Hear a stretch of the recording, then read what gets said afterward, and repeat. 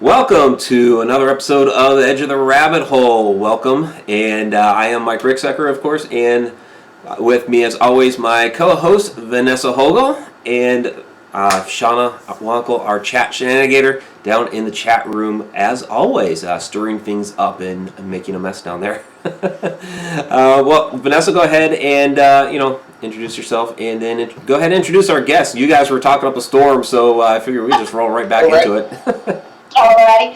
No need to introduce me. Y'all know who I am. No big deal. We have tonight Detroit Paranormal Expeditions on. I am super stoked about this. I have been watching videos, and they are going to tell us what they've been up to recently and what they've got going on in the future. So get in that chat. Give us your questions, okay? Awesome. Well, just before we get into everything, I do have to throw this out. We just started a giveaway last night.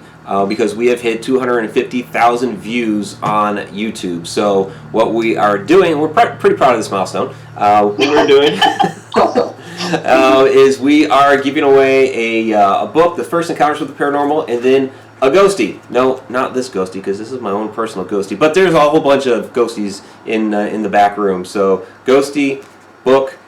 Just go ahead and, not in the comments here, but any other social media outlets, kind of a YouTube thing. So just hit us up on Facebook, Twitter, whatever. Let us know that you want to be entered into the giveaway. And a lot of you have already done that, which is great, and we appreciate that. And really, just thank you from the bottom of my heart for making the Haunted Road Media Channel what it is. We wouldn't be where we are today without you guys, and we have a lot more to do. So thank you. I'm going to take my own horn here for a second, because it wouldn't be where it is right now if I hadn't have told you years ago. You did. When I first made the first couple of Ghosts and Legends episodes, it was probably like 6 years ago now. It was on an old YouTube channel that posted the first couple, and you told me that I needed to keep making them. And so now with the new channel, we've come a long way. But yep. It was all you, Vanessa. You did tell me to do that. It really was. And I want my fucking ghostie. Yeah, I'll send you a ghostie. You'll get your ghostie. Alrighty. So, I actually would love to start this off. Go for it. By asking a question that I am sure that everybody is on their seat wanting to know the answer to. Now, Jeff, I'm going to have to direct this one towards you. Please. And keep in mind that demonstration might be necessary.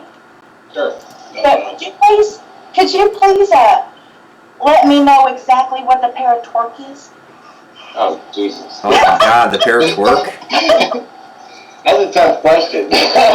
Jeff didn't start that. I've got to turf this one, at least to give credit to Emily Patrick from Three Girls in the Dark. She started paratwerk. So the paratwerk that I did on our Instagram channel can solely be attributed to her. Now, I'll give you a representation real quick on this Skype interview.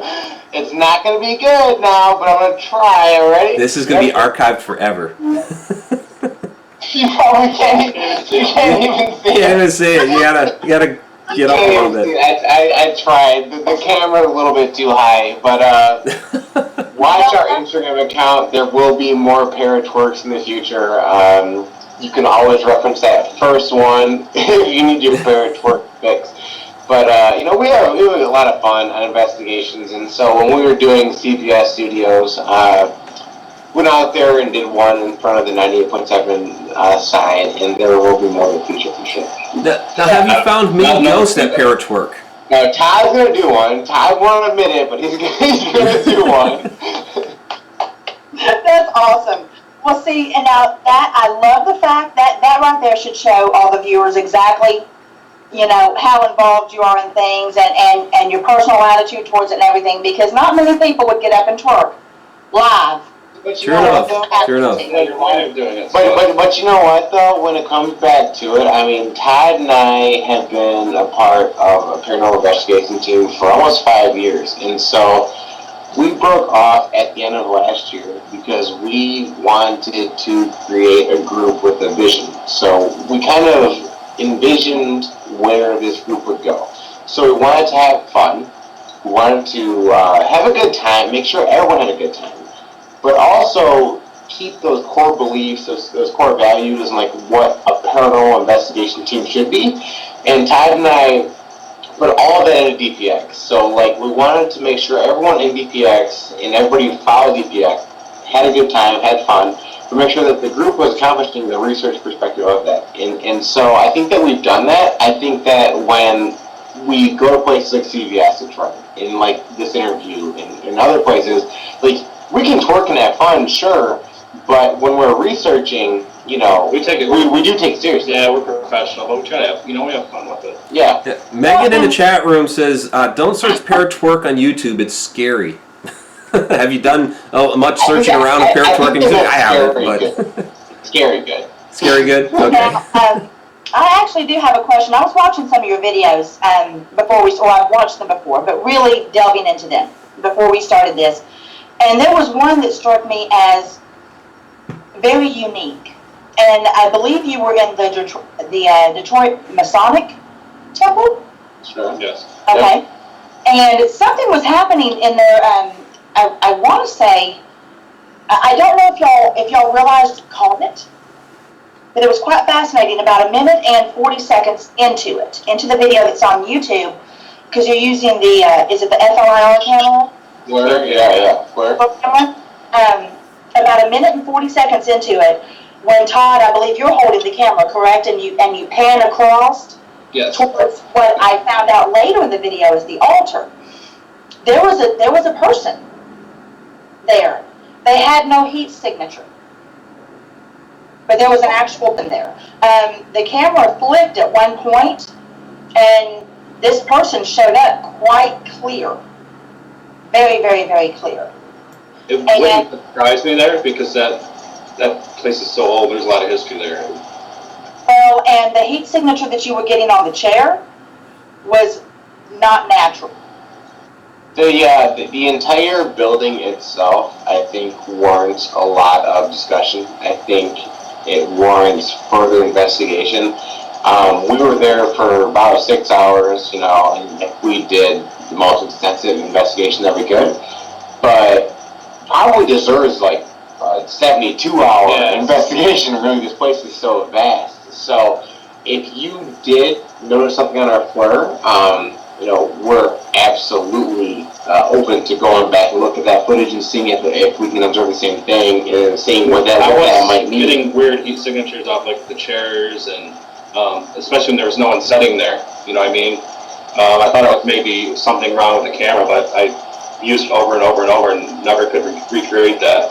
So well, the funny thing is when you go back and you look at it, when Todd, you notice the heat signature actually becoming stronger on the chair. Yeah. Because what people don't realize, it was white hot. Yeah. That white heat. That chair turned solid white with just a little bit of an orange outline, and that is like the hottest you can get hot. And I believe, Jeff, it was you that said, well, let me try this other chair and see if the same thing happens. When you went, it took seconds, just seconds. When you went from that one chair to the next, you saw that heat signature go, and it just completely almost diminished. And that's very strange. Yeah, it is, and it happened in a few spots in there, and it's never happened in any other location we've been to before. But I couldn't explain it. There's no explanation for it. Yeah, and we do see that we cannot explain it. When we were there with Haunted Investigators of Michigan, they've got an X-Cam, and they've got amazing technology. We're so psyched to have them with us and to use the X-Cam and like to see what they use in their normal investigations. They experienced that while they were there too. And can it be explained? Potentially, but not by us right now. Yeah, we have no real explanation. Oh yeah, I've never seen it before. Yeah. Yeah, because it actually, once you left the chair, it got hotter. Which is a weird thing, right? That's It should cool down, but it showed the heat. Yeah, it should cool down, And when you decided to go to the other chair, after you'd already been out of that chair for quite some time, it finally cooled down, and it cooled down so quickly that unless you had cool air or something blowing directly on it, it wouldn't have happened that quickly, especially considering it actually got hotter when you left it. And average person is 98. I pay very close attention. Average body temperature is 98.6. You have to be considerably hotter than 98.6 in order to put that heat signature on that chair. And it did stay, and there was no open windows. We were on an enclosed chamber, so we had no explanation for that one. And I strongly recommend any of the viewers who are watching right now to go and check out your videos and see that, because I've done this the majority of my life, and I have never seen that. I've never seen that.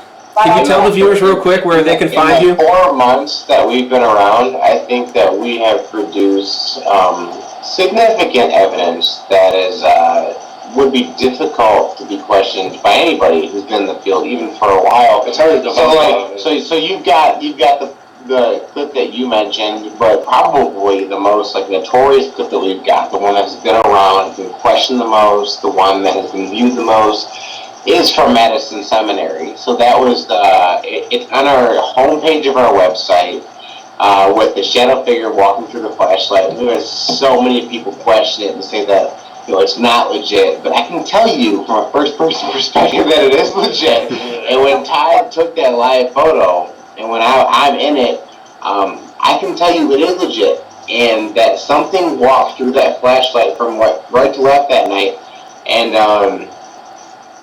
whatever it did cannot be explained, because it was easily one of the most profound experiences I've had in my entire life, and it was there at Madison Seminary, and I'll stand behind it all the way and answer it all you want.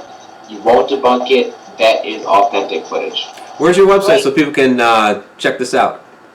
It's www.DetroitParanormalExpeditions.com. All right. DetroitParanormalExpeditions.com. You guys got it now. Yep. Did you have a question, Mike? I think I cut you off earlier. Well, no, that was actually what I was asking. But, Okay. It happens. I know, right? I've seen the video that they're talking about, and it isn't even just that it is walking, it's running.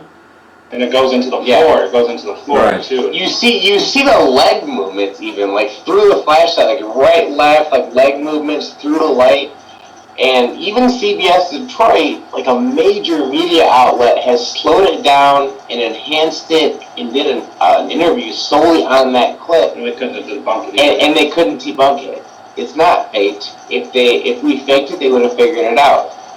I can't begin to think how you would fake that. Yeah. Oh, yeah. It would be hard. Yeah. And that place, like that footage with someone walking through the flashlight is one part of it, but what we don't have on video, which I wish we did, was at 3 a.m., we're upstairs, 3rd floor, Madison Seminary, and Todd is sitting on a wall, kitty corner to my left. And when we walked in this room, I opened a closet door, heavy, thick wooden door, halfway, and I said, if you're here with us, I want you to shut this door. So that never happens, we didn't put a camera on it, didn't think it was going to happen, you just kind of shrug it off, said, if you're here, I want you to shut this door, right? So Todd's on this wall, I'm kitty corner away from him, and it's 15 minutes later, and there's loud noise from downstairs, right? It sounds like a heavy desk being pulled across the floor downstairs. And the building shook. It actually shook. Oh, wow. Incredible. The room we were in shook. And none of us who were there will ever forget that. But when it shook, I looked over to Todd immediately. Snapped left, I looked at Todd, and with my eyes, I swear to God, I watched this door shut on its own. I watched this closet door, this thick, heavy wooden door, shut on its own with no one touching it. And I will never forget that experience. It blew me away.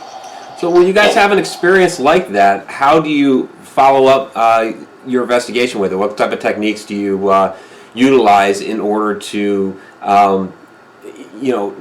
research what it is you just experienced? When we have an experience that significant, it does inform our investigation going forward. So it gives us the focused area, because when you go into Madison Seminary, a place with 60,000, 100,000 square feet, you're trying to investigate this entire giant location. it's a little bit tough to zero in on any one space. It's a little bit tough to figure out where should you focus your cameras, your recorders, or whatever. So when you have that kind of experience, it does inform us going forward. But the thing about the paranormal is, even if you focus all your cameras, all your recorders, all your tools on one space, you might not get that thing again. You know, Well, you make it happen on demand. Yeah, it's so random. You know, you never know where you're gonna get it. You never know when it's gonna pop up. Yeah. So it kind of guides our investigation going forward, but it doesn't mean you're going to catch evidence of it next time. We're going back June 17th, so we're probably gonna do a little more in that area that we got the shadow figure and the door closed and some of the other things that happened that night. Yeah. Nice. Now, you guys are just at Lemp Mansion with Three Girls in the Dark, which our chat Shananigator Shana is very good friends with. So, tell us a little bit about Lemp and the type of experiences you had there. Well, Jeff couldn't make it to Lemp, so I went to Lemp. There was 4 of us from my team that went, and 4 Three Girls in the Dark went. We had a few personal experiences. We didn't get a chance to go over all the evidence yet, but when we first got there, Margie, Lauren, and Chris and I, we noticed we went through, like, they took us around, Emily took us around upstairs. We started getting like a nauseous feeling. I actually got a major headache later in the night. Brad just had to lay down for a little bit. And then I talked to Emily the next day, and she had got a headache too. So I don't know if, that can or cannot be paranormal. We got I got a disembodied voice. There's footsteps, a few other things, some glasses rattling. But that place itself is supposed to be one of the most haunted in America, and I was just thrilled to be able to go there. I'll probably never be able to go back again, and they don't usually let private investigations happen there. So we were lucky enough to get a private investigation. We had the whole place to ourselves, so it was really cool. But thanks in part to our friends, Emily at Three Girls in the Dark, and making all that happen, and we're super thankful for that. Yeah, it has some really dark history, of course. Well, it's in St. Louis, but it has those suicides. I think it was 4 within the same family. Yeah. What had happened was the father killed himself in one of the bedrooms, which Lauren and Margie actually stayed in. And then over the course of 20 years, 2 other sons committed suicide in the house, and then a daughter committed suicide outside of the house. She had a mansion outside of that house. So the family had a lot of personal tragedy. Right. So I don't know if they were cursed, or the one son that killed himself in the house lived by himself, never got married, killed his dog before he killed himself. It was just kind of crazy.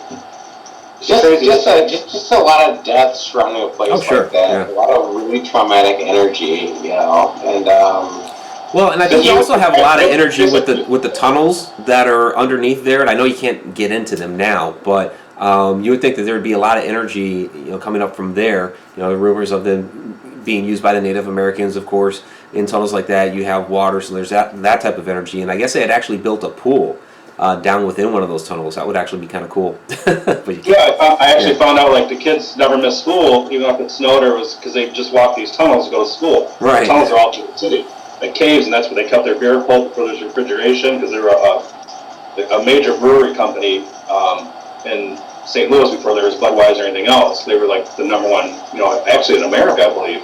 Well, yeah, they were the first lager beer in America, so yeah, they were pretty big for that. Yeah, and they started the bottling started that manufacture process before anyone else. They had a lot of history. It was really cool to talk to. We had a historian actually there we could talk to too for a while, so I got a lot of information. Oh, very cool.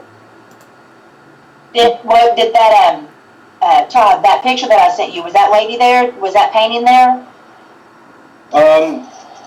Did you see the picture? I'll send it to you after. I had a picture of, it looked like the one I took. I took one that was hanging on the wall. It kind of thought it looked like the one that you had sent me. Okay. I'll send it to you after, see if it looks like you can get a feeling from it. Okay. I'm just curious. I love to know. It kind of looked like it, but if I send it to you, you might get a different feeling from it. You know what I mean? Okay.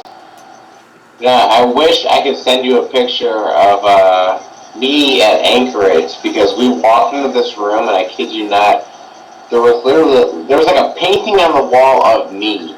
It looked just like Jeff. One of the most incredible things I've ever experienced in my life, and I wish I could send it to you so you could show it on the camera, but maybe another time, I guess. It was just a crazy experience. That's insane. Yeah, it looked just like it. It was funny.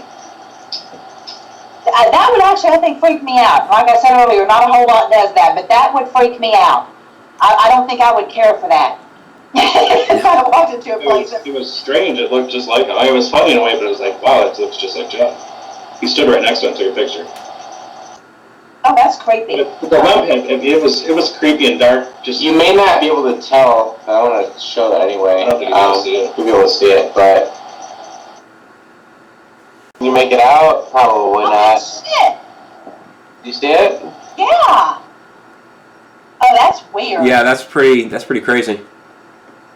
That was at the Anchorage. Oh my word. With Caps The Paranormal. nose is the same, and the nose is always where you're going to get screwed up. Your nose and the eyebrow ridge, everything. That is weird. Yeah, it's on my Facebook page. So we walked into this room at Anchorage, and our friend Sam from Caps Paranormal was kind of whispering to Annie, was like, that he was just like him, and I kind of like caught him, and I was like, what are you whispering about? And like when they like motioned towards the wall, I said, wow, you know, that painting does look just like me. Like we're like the same nose, the same eyebrow ridge, the same hairline. I mean, everything is the same. And that painting is dated to the late 1700s. So It's like a historic doppelganger. That would you something, yeah. Yeah. That's creepy as fuck. I'm sorry. I'm just going to go ahead and One say. of many things that Any relation at all? No, we're just going to push that one to the side because that just creeps me the fuck out. I can't If do anyone it. wants to see that, I think it's on our Instagram page. It's definitely on my Facebook. So go ahead and it's there. Oh, come on, Vanessa. Maybe there's another one of you walking around. Yeah, probably. God forbid that. Yeah, I don't know. You should have just seen the look on your face, Vanessa. Yeah. You and me? No, nobody wants that. Oh. No, actually, it's quite funny. It's funny that you mentioned that. Oh. I said that your thing creeps me out. Not your thing. You know what I meant. Your picture situation. I know what you meant. She didn't go there. I told you no filter. But I've actually seen my doppelganger in person. Oh, really? Right. Yes, in San Antonio, Texas. Years ago, you remember Ryan, who I was married to, my ex-husband? Yeah. He was in basic training at Blackland Air Force Base, and I went down to visit, and we went to a Mexican restaurant one night, just us and some of the other people that were there, and he went to the restroom, and it took him forever to come back, and I'm like, well, what the fuck is going on? Where's he at? You know, what's he doing in there? You know, and finally came back, and he was like sweating, had this weird look on his face, and I said, what's going on? And he goes, you're sitting over there. And I got up, and I went and looked. This girl, keep in mind, I'm a natural blonde. This is totally fake. And so she looked just like me. Blonde hair, same haircut, exact same shade, wearing damn near the exact same outfit, and was the spit image of me. Wow. And she and I just looked at each other, and we're like, She was wearing the same outfit, too? yeah. You want over? Mm-hmm. See, that's crazy. A little bit. A little bit. I don't know if I would do that again, because that was really weird. Huh? Did you walk over? Mm-hmm. And talk to her? I didn't talk to her. We just stared at each other.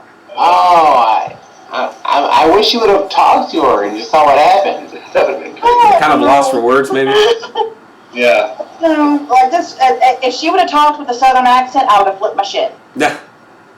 I wouldn't have been able to handle it. You know. You know, I've always been on the lookout for my doppelganger, but they don't make people that good looking. So, I mean, I haven't found him yet.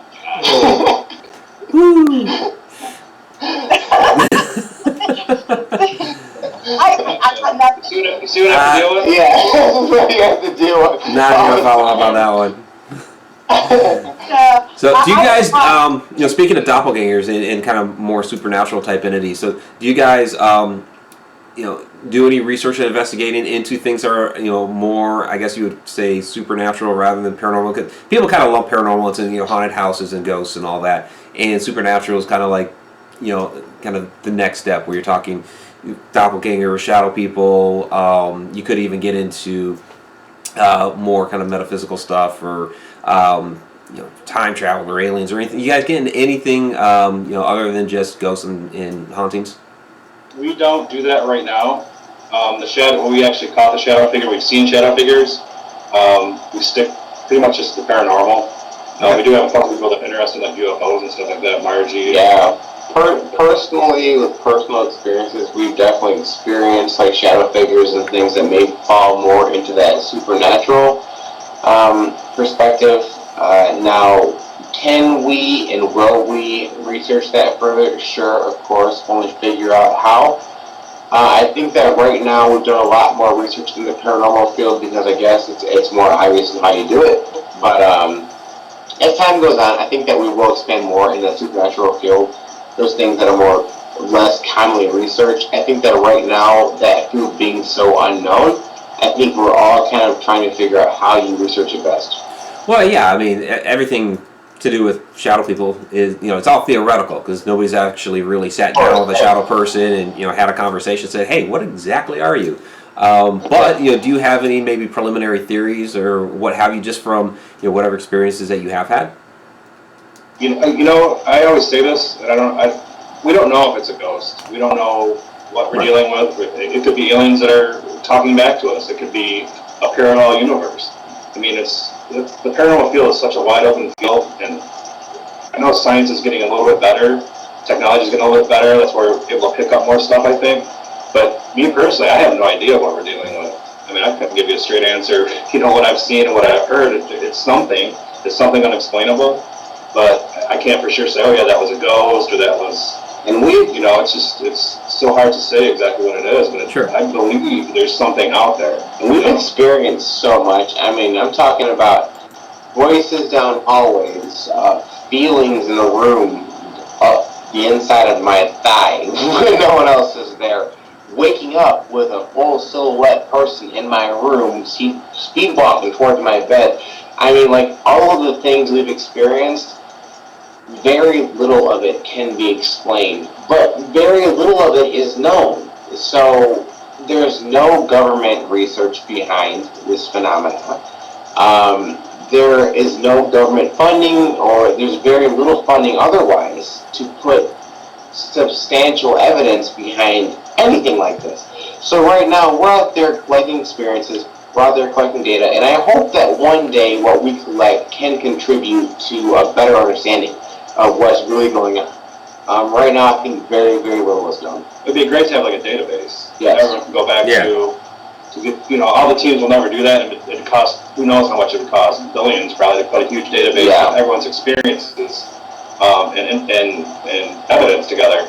But that would be key, so you can go back and forth and compare evidence and compare data. And we have a good theory too on a lot of stuff that we're working on with as far as people's personalities. Does certain type of personalities draw hauntings or draw these phenomena at their houses or different locations? Does weather play into a factor into some of these hauntings? So we're trying to put this all, it's huge. We work full time, so this is like, it's hard to get all this together. There's so much stuff we want to do, but it just takes time, a lot of time to do this stuff. Sure. Yeah, you mentioned, I think kind of where you were going down the road to is, people manifesting activity within their own home, like maybe their own poltergeist. Is that kind of where you're headed with that? In a way. So my sister, a member of our team, is she's just finished her master's in behavioral therapy, and she is a very valuable member of our team. So we think that we're kind of launching this research, and so it's very preliminary right now, but we want to interview and better understand like what types of people experience what. So from a personality perspective, like what type of personality experiences certain experiences. So what's more common with type A or type B or type C? Or if you have anxiety disorder, if you have depression, if you have ADHD. It's a huge factor into some of these. It's a huge field, and no one's researching it right now. So we kind of are on the forefront of that, and what we learn, I think we'll be able to tailor further and more dial down upon in the future when we've got a better understanding. But I think we're getting good data now. I think we've got a long way to go, and we're going to keep on tracking what we're doing. But I think we'll keep learning as we go. That's pretty interesting the way that you're discussing that and wanting to find out different types of people and what their experiences are, and if one is affected by the other. I have a classic type A personality. Classic type A personality. Just it is what it is. Yet I have been bombarded my entire life with this type of activity and things coming to me. Yet I don't meet a lot of other people who are type A personalities who have had that happen to them. Most of them are, and I'm a skeptic as well, complete skeptic. If I didn't experience it myself, I am first going to question it. Fact. Call me a bitch, I don't care. But it's just the way it is. And a lot of people that are type A personalities are 100% skeptic and don't believe in it at all. Then if you're going to do the research, if you're going to go to people's houses and find out who's there, who's having the experiences, and do they have any trauma going on in their life and everything else, you have to keep the land that they're sitting on in mind as well. Is there a lot of limestone? Do they have waterways? You know, different. Yeah. And that's what I mean, like the research that we want to do is so extensive and so time consuming that we're trying to chip away a little bit at a time and try and build up, at least we want to get the personality aspect, I think, out way with Jenny. Like if we can figure out, I don't know if we'll ever figure this out, if we can figure out there's a certain type of personality or a certain type of, say, mental disorder that draws this type of activity, we can categorize that and maybe, you know what I mean, kind of, it's so hard to find words. We would love to see if maybe one day we can correlate common experiences with certain personality types. I think that would be a huge step forward in paranormal research. Now, as you're talking with like temperature and limestone and external factors like that, I think there are so many external factors. It will be tough for any group, us included, to be able to do legitimate research where you're ruling out all those factors, you're accounting for all those factors. And I hope that one day, as we do this more and more and more, and get more and more, I guess, attuned to it, that maybe one day we can account for the majority of those factors. But are you ever, is any group, us or otherwise, ever going to account for all of those factors, everything external that can affect a person's experience? I think that will be very challenging for anyone.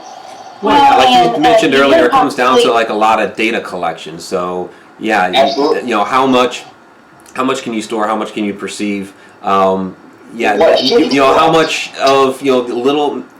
You always hear the saying that a snowflake can start an avalanche. So where's that little snowflake within whatever setting that you're in that has that ripple effect? Right. Yeah. Well, and you also have to be very careful. I actually put, not knowing you guys were going to about that, because I didn't know you were doing that. I think it's great. I had a YouTube video a couple, 2 or 3 weeks ago, because it's my hope that people can come together and talk about whether or not head injuries or anything like that actually increases your chance of being psychic or a medium. I died 4 times before the age of 2. I have scar tissue on my left frontal lobe. I have seizures. It runs in my family, the paranormal stuff, but I got the mother load. Now, did I get the mother load because of the head injuries or what? So I put a video out on that. But it kind of made people uncomfortable. People would more rather believe that everything is mystical instead of being maybe caused by something. Maybe that opened up some part of my brain that allows that communication to happen. I agree. Well, Vanessa, let me throw this out there because Shana was just talking about this kind of down that road in the chat room. She says she's close to someone who's bipolar, schizophrenia, experiences a lot of voices, sees people, shadow people, scary stuff. Is she really schizophrenic or is she just haunted? Or maybe is she a little of both? What part of it is schizophrenia? What part of it is there's some legitimate supernatural activity going on here? That's what we want to get to the bottom of, because do those mental disorders cause the hauntings, or are they really having a haunting? We want to separate that and see if that. I think at current in 2017, where we're at right now, I think it's a very, very unknown field. The government is investing $0 in researching this right now. You've got people researching this. Everybody researching this, including us right now, are doing everything out of pocket. Well, So the we're only gonna- time the government will throw money at it is if there's a military equivalent to it. You know, like they did do some remote viewing before, but that was because they wanted to, spy on the enemy. So that's the only angle they'll take on it. Yeah, you're exactly right. And so I hope that one day the scenario is different and that we've got better funding and we can do more legitimate research on this. I think that in the time being where we're at, you are in a position where Todd and I in our group and groups similar are doing research as best we can to find answers to that, to support, to provide data that may support thoughts on that. We are going out there and finding the data that we can that may support those ideals, but I really, really do in my heart believe that we will not have significant, definitive answers on this stuff until the government takes this seriously, it puts a few bucks behind it, and invests research in it. I really do that. Because can you imagine if they actually did a case study on a known haunted house, like for a year? A real case study. Focused a case study. If the government put that kind of money into it, I mean, who knows what they would get? Put real research dollars behind it. Researchers who rule out those external factors that we're all still trying to figure out and also trying to avoid tainting our results. People who are trained in research, people who have got background in this, the data can show up and spend a year maybe researching something, ruling out all those things that we're just guessing at. I think that's when we'll move forward with this. It would be wonderful if that would happen. Unfortunately, the government is known to put, back in history, they put people like me in institutions. Oh yeah, that's the way it was. Yeah. So, locked away. I'm being institutionalized. Historically, you're exactly right. I do think that over time, we could see change. I mean, if we just relied upon history in general, if you just relied upon history, in 1859, slavery would never be abolished, right? Because historically, in 1859, it was never abolished. It was only after 1859 when we waged a civil war, when slavery was abolished at that point. I think we are on that cusp now. I really do. I think that in time, in a decade or two, we will see a much more open government. I really do. I hope so. I think it's more. I think what we do now is more accepted, even over the last 10 years, than what it was, 20 years ago. People paranormal. You guys are all kooks. I mean, we've come a long way. That's for sure. Yeah, it's more open to talk about it. People accept it more and are more curious about it. People that are even huge skeptics that don't believe it all still ask us questions about it. So I think that's the thing, that we get to talk about it openly now, and more people are questioning it. Maybe it'll start pushing things more the way that, to get money. Really, it's just money that you need to do this stuff. We're just pushing this whole, Todd and I going out and doing our thing, and our group, we just want to push this entire field forward in the right direction. We want to further this field. And do we have a good time going to Lemp Mansion and, Waverly Hills and everything? Sure, of course. But we just want to push further that understanding. What can we learn from these experiences? What can we take from it? And how can we better understand what's happening? And what does it all mean? Why is all that happening? What does it mean? They're trying to get messages to us. I mean, why is this happening? Yeah. Especially now, it's getting more and more. Like I said, with the technology and the sensitivity of the equipment now, you're picking up a lot more things. So I think as time goes on, as years go on, I'll probably be dead and gone before anything like that major happens. But it's interesting to be part of this right now, because I think, like Jeff said, it is growing, and I think hopefully it hits a boom or just takes off. We're moving in that direction. Well, and I think it's becoming more than just, what pieces of evidence are you collecting. That's part of it. But, like you started talking about, are there messages that they're, trying to give us? Is there a way that we can be, a voice for those spirits today? What is it about the past, what happened back then that they're trying to convey now. And so I think it's a lot deeper than just recording a few bumps that happen at night, and maybe a wisp of an apparition or something like that. I mean, that's just a small piece of it, but there's a lot more to really dive in and discover here. Right. And then how do we interpret that? I mean, Right. They're giving us little bits and pieces, and I think it's on us to try and interpret what that means, and that's the hard part right now. You know what I mean? Trying to figure out what this all means and try to get everything.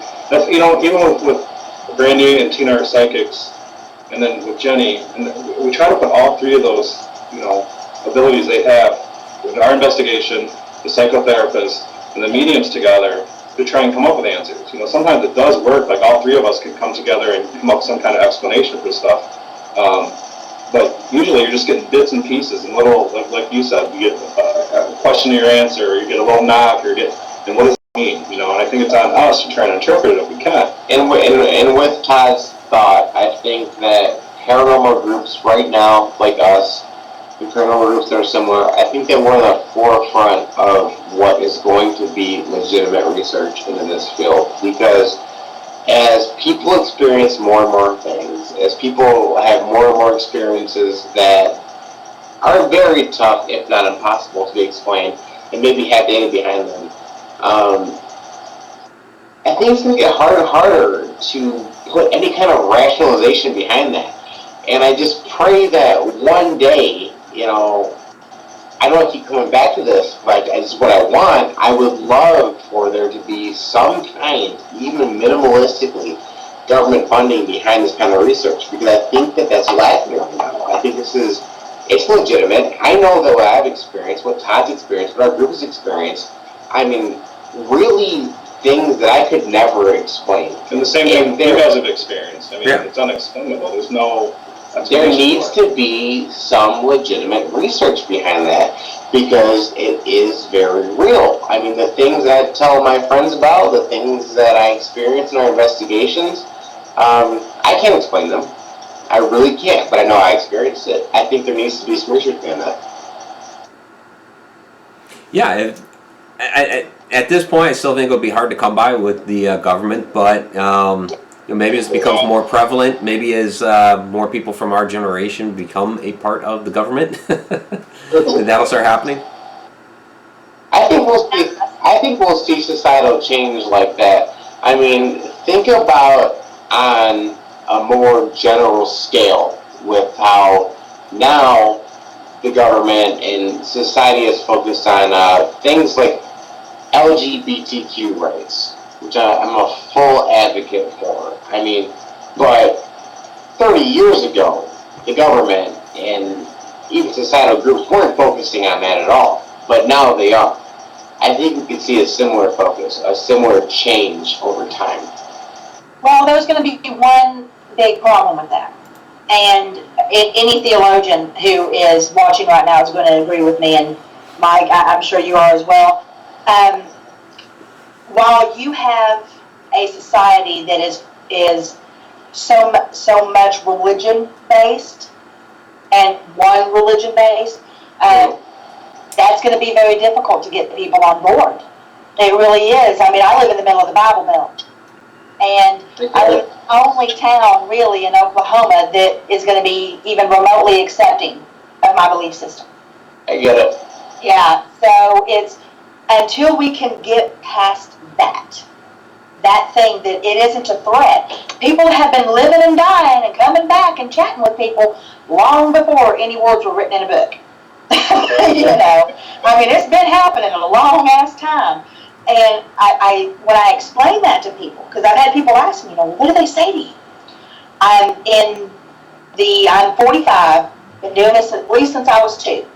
In the 43 years I have been doing this, knowingly speaking with the dead, the thousands that I've spoken, not one has mentioned heaven or hell. Not one. That's consistent with stuff we find too that it's never came up in any of the EVPs we get. We've asked the question, is there a heaven, is there a hell? We've never got a good response to either of them. I think that there's no explanation for it. We have no data to support the idea that there's a heaven or a hell. I'm not saying there's not. I'm just saying that we don't have data that would support the idea that there is a heaven or a hell. I would suggest that we have data that supports the idea that there's not a heaven or a hell, and that spirits do stay here on this earth. Now, is our data definitive, proving? No, definitely not. We just have our experiences and the things we've captured that are recorded on audio that would suggest otherwise. Yeah. Let me throw this at you guys. Given that, okay, the question of is there a heaven or is there a hell really isn't ever answered when we throw that out there, along with a number of other questions. Is there perhaps maybe some sort of, or do you think, because we don't know for sure, maybe some unwritten rules on the other side that they're not allowed to tell us, certain things like is there a heaven or a hell, or how things work on the other side? I truthfully do. I truthfully do in my heart believe that I don't know what the ground rules are for spirits interacting with us. I don't know if your dad or your grandpa, for whatever reason, is not allowed to interact with you. I do know that Brandy, the psychic on our team, has a really hard time connecting with her mom. Another psychic that I know, which is a friend of mine, has connected with Brandy's mom and has connected Brandy with her mom through her. Okay. So, is there some unwritten rule? I think there is. And I don't know what that rule is. I don't think any of us know what that rule is, but I do think there is a rule with that. Yeah, because you see so many of these, you do connect with people from the other side, whether it's relative or, somebody at a location that you're investigating. And it seems cryptic. You get a little bit of information, but the things that you're really trying to ask and find out, you're not getting answers to. You're getting answers to all kinds of other things. But I think, too, sometimes you can't connect with the people you want to the most. So Brandy, our psychic, can pick up on, family members and, histories of these families and the backgrounds and locations that we go to, but she can't really directly connect with her own mom. So why is that? Right. That's challenging to think about, and that's only one perspective, but... Well, I still believe that I don't know what we're dealing with. I don't know if we're dealing with a parallel universe. You know what I mean? I don't know if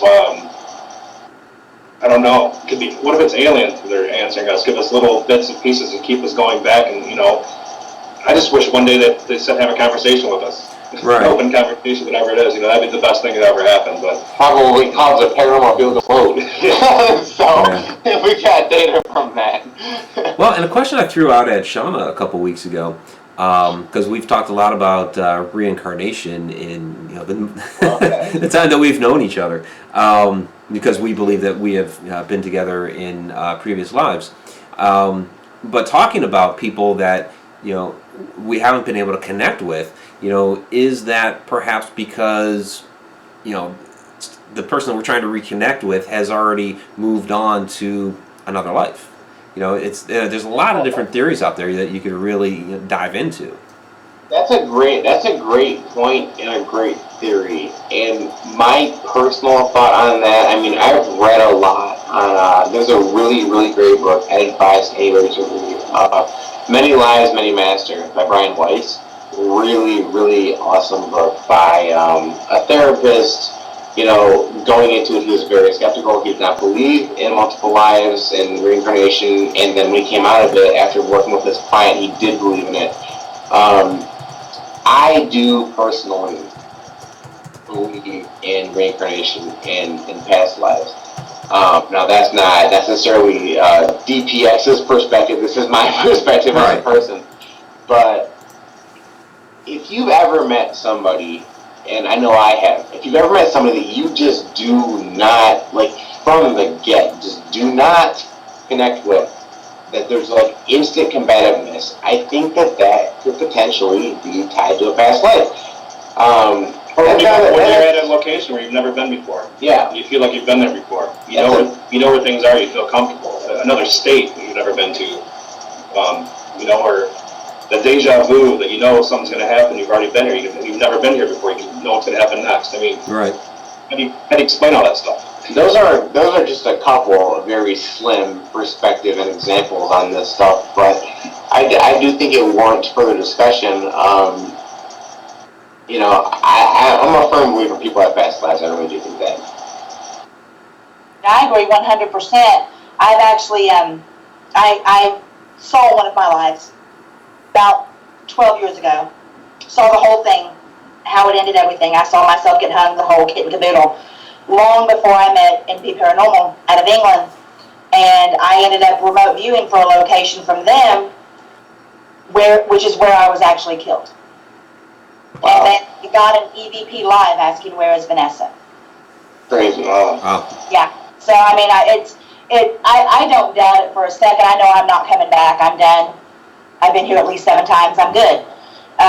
But it's hard to translate that to somebody that just can't open their mind just a little bit to think that might be a possibility, you know?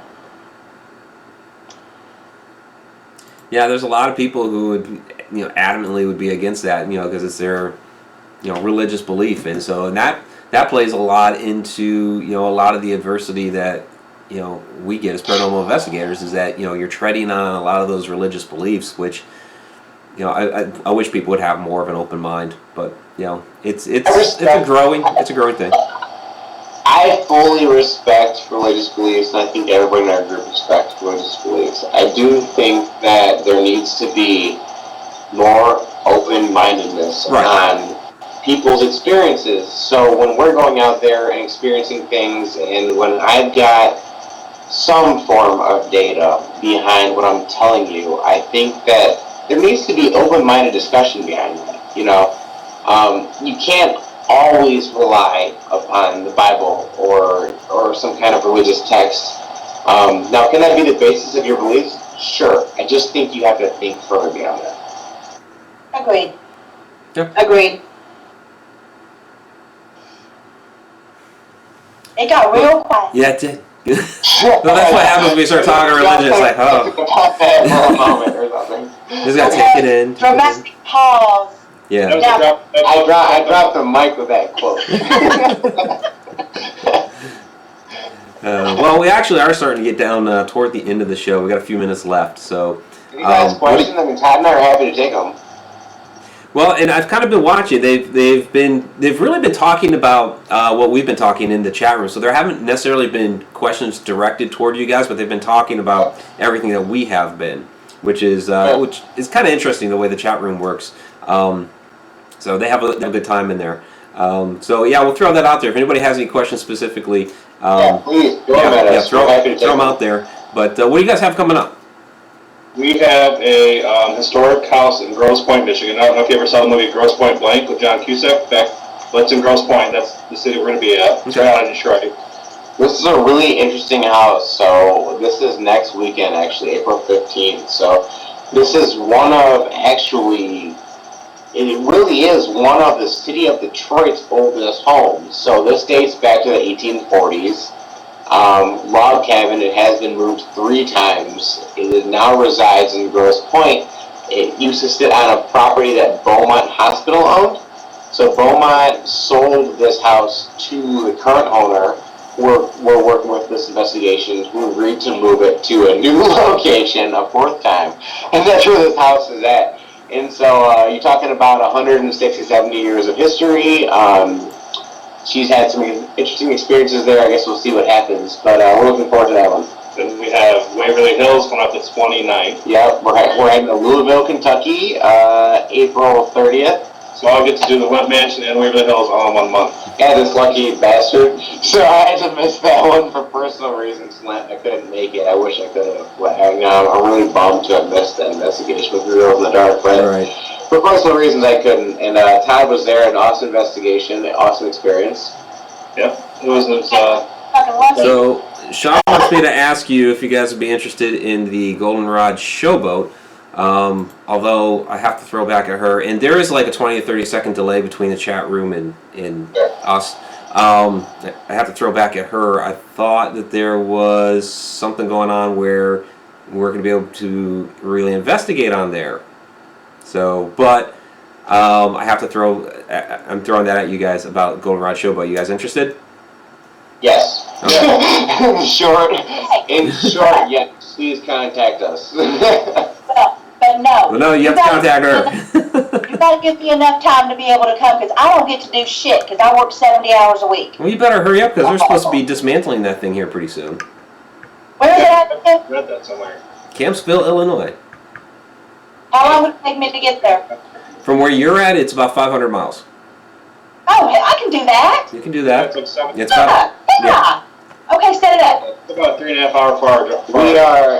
We'll reach out to anybody if they want to work with us, but we're always accepting emails too. So if that person or anybody is interested in working with us, they can reach out at Detroit Paranormal Expeditions at gmail.com is one way, or go to Facebook or our website. You reach us there too. Mike, are you going to investigate that? I have a number of times with Shana, so yeah. Yeah, if you guys go, let us know. I'd like to go with you guys. I'd love to go Alright. with you guys. Set it up. We'll set it up.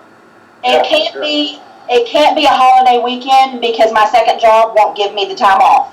It's okay. I have two jobs too. I get it. Weekend. I have two jobs too. I get it. Yeah. That's what Holidays are not a holiday for us. I I don't know understand. what it is. Yeah, I don't have any idea. But yeah, between Mike, he kills himself working. Well, So we hey, both I'm all totally over get the it. place all the time. Oh yeah, it's nothing but work, But yeah, set that up, because I want to go. And I'm flashing again, Mike. Love to. Yeah, we'll go. Yeah, I know you are. I'm flashing. You're flashing. That came out wrong. Or right, whichever way you want to look at Also, it. Y'all bad. Yeah. I never denied it. Never denied it. No, I was just trying to clarify, I guess in the chat room, what the whole thing was with. Boobs. Yeah. With what? The rules with the goldenrod, because Shauna threw something at me the other day that I just yeah. So Yeah. Oh, okay. So it's cool, then we can go? Yes. yeah. How is that set up? Well, if you set it up, sure, we'll go. Yeah, so we'll work out a good date and time. So Three Girls in the Dark is doing that first weekend of May. Okay. So that'll be a good one, and we're actually doing that this weekend. Detroit Paranormal Expeditions at I talked to gmail.com. Vanessa last night. Yeah, so you've got our email. Let us know when you want to do it, and we'll set it up. All right. We'll do it. When are they dismantling it, Mike? Don't know the exact date yet. Sometime Okay. later this spring. Mason? Sometime in the spring? Sometime later this spring is, Okay. that's the latest bit of information. But you never know. May 20th. Okay. Pretty soon. May 20th. I think that's like the one weekend in May where I don't have something going on. Vanessa, the weekend before that, I'm actually going to be in Oklahoma for my daughter's college graduation. No way! Yep. But you know I ain't gonna get the time off, so you gotta come to my restaurant. All Okay? right. We do it? We'll figure it out. I'll give you gravy. I'll give you extra slices of bacon. Oh, nice. Thank you, too. Extra bacon and thank you. There's always room for bacon, honey. Always. Always room for bacon. Okay. So, all right, where can everybody find you guys at? I know you've talked about the website, Detroit. Yeah, find us on, we're on all major social media, so Facebook, Twitter, Instagram, look up Detroit Paranormal Expeditions. On Twitter, we're Detroit Para EXP. Same thing on Instagram. If you don't want to memorize those short names, find us on DetroitParanormalExpeditions.com. All of our social links are on top. Okay, I guess I did. We have it all. We're all there. Cool. Yep. I guess I did miss a question from Donna Gorton because she's sitting there saying, "Mike, you see my questions?" Donna, sorry. She wanted to know what is the most mind-blowing piece of evidence you've ever had. Ooh, easy for me. I'll let Ty answer first. I'll go last. For me, I know what John's going to say, but for me, we did a place in northern Michigan in February. We actually had a K2 fly off the couch. I'm not talking about falling off. I'm talking about 6 feet away from the couch. Lit up all Literally over the- fly off the couch. Oh wow. Flew up one of our members, Laura. One of our members was so shaken up by it, like, she actually started crying and had to leave.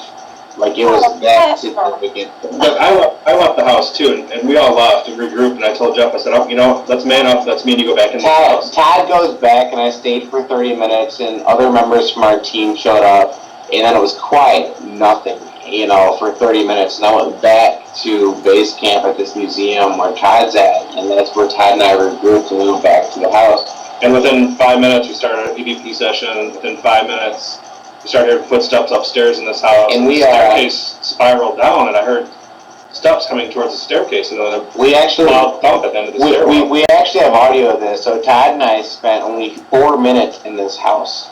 4 minutes the second time. We're sitting down, and I'm saying, Todd, I hear shuffling by the stairs. We kept shrugging it off because it was a really windy night. And we started the EVP session, not 2 questions here.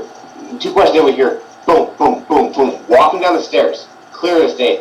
We have this on audio, actually. And we have video. We haven't published this on our website because we're working currently with this historical society to do a public event where we'll reveal all this evidence. They'll sell tickets to it because we're supporting museums and historical societies who are membership funded. So we're working with several of them right now. This is one of them, where we're going to do an event where they can sell tickets, and we're letting them keep all the proceeds, 100% of the proceeds they're keeping. Very, very cool. Yeah, so we're looking forward to that event. That'll be in June. Stay tuned, and then after that, it'll be on our website. But we're holding that for now. But that was definitely that's the only time I've been yours. Now, if I can chime in on mine, this one you can watch. This one's on our website, Detroit Paranormal Expeditions.com.